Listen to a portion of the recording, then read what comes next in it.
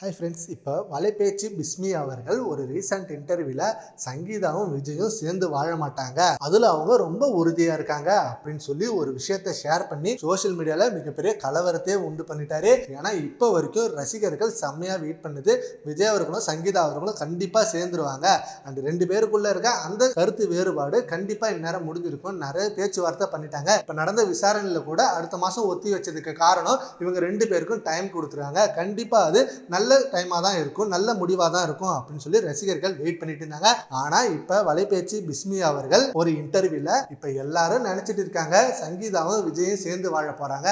And நிறைய பேர் இதை பத்தி சோசியல் மீடியால ஸ்ப்ரெட் பண்ணிட்டு இருக்காங்க. சங்கீதா திரும்ப சென்னை வராங்க, விஜய் கூட சேர்ந்து வாழ போறாங்க, அவங்க மனசை மாத்திக்கிட்டாங்க இப்படின்னு சொல்லிட்டு இருக்காங்க. ஆனா அது எதுவுமே நடக்காது.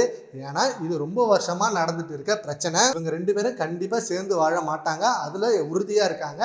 அது மட்டும் இல்லாம விஜய் அவர்களும் எப்போ டிவோர்ஸ் பண்ணலான்னு தான் முடிவில் இருந்தாரு.